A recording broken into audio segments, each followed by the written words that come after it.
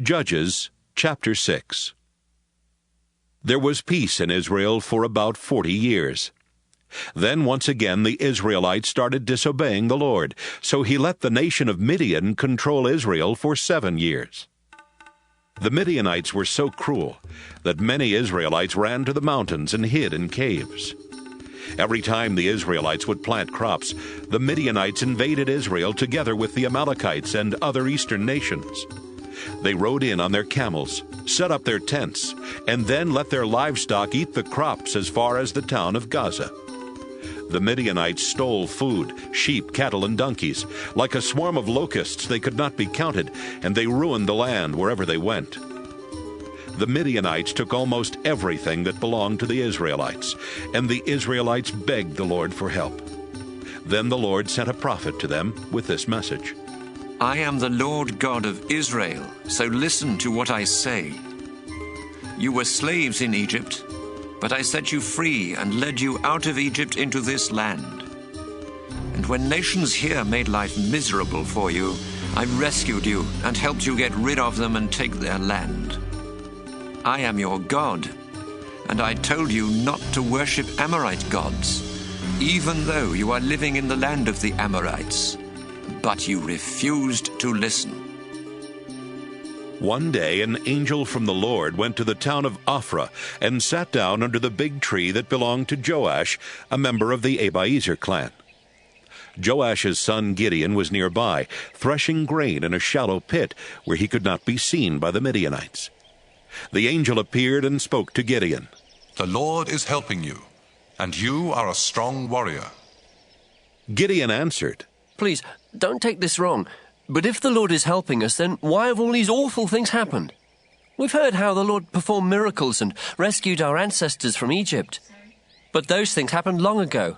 Now the Lord has abandoned us to the Midianites. Then the Lord himself said, Gideon, you will be strong, because I am giving you the power to rescue Israel from the Midianites. Gideon replied, But how can I rescue Israel?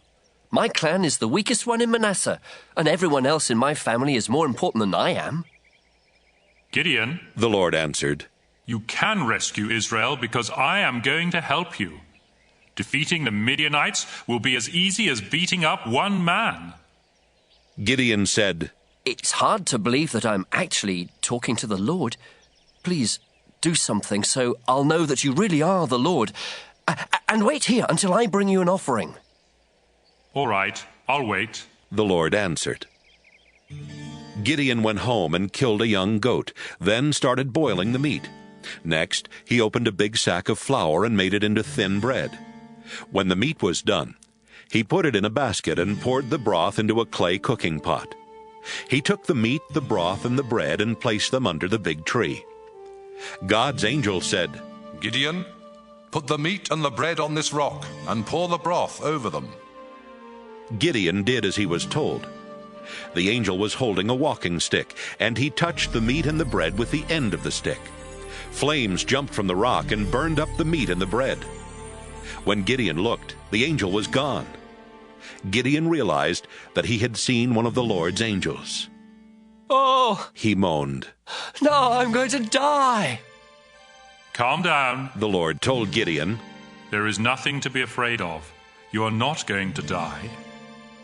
Gideon built an altar for worshiping the Lord and called it The Lord Calms Our Fears. It still stands there in Ophrah, a town in the territory of the Abiezer clan. That night, the Lord spoke to Gideon again. Get your father's second-best bull, the one that's 7 years old. Use it to pull down the altar where your father worships Baal and cut down the sacred pole next to the altar. Then build an altar for worshipping me on the highest part of the hill where your town is built. Use layers of stone for my altar, not just a pile of rocks. Cut up the wood from the pole, make a fire, kill the bull, and burn it as a sacrifice to me. Gideon chose 10 of his servants to help him, and they did everything God had said. But since Gideon was afraid of his family and the other people in town, he did it all at night. When the people of the town got up the next morning, they saw that Baal's altar had been knocked over, and the sacred pole next to it had been cut down. Then they noticed the new altar, covered with the remains of the sacrificed bull. Who could have done such a thing? They asked. And they kept on asking until finally someone told them, Gideon, the son of Joash, did it. The men of the town went to Joash and said, Your son Gideon knocked over Baal's altar and cut down the sacred pole next to it. Hand him over so we can kill him. The crowd pushed closer and closer, but Joash replied, Are you trying to take revenge for Baal? Are you trying to rescue Baal? If you are, you will be the ones who are put to death, and it will happen before another day dawns. If Baal really is a god, let him take his own revenge on someone who tears down his altar. That same day, Joash changed Gideon's name to Jerubbaal, explaining, He tore down Baal's altar, so let Baal take revenge himself. All the Midianites, Amalekites, and other eastern nations got together and crossed the Jordan River. Then they invaded the land of Israel and set up camp in Jezreel Valley. The Lord's Spirit took control of Gideon, and Gideon blew a signal on a trumpet to tell the men in the Abiezer clan to follow him.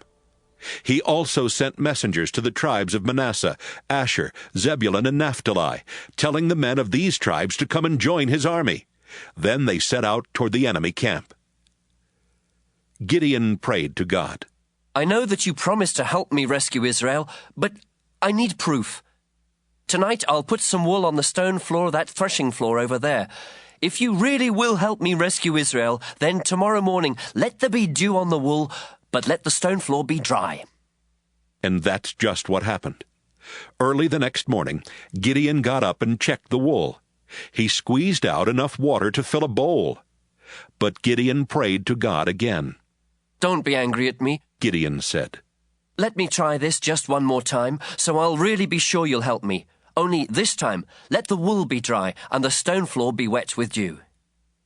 That night, God made the stone floor wet with dew, but he kept the wool dry.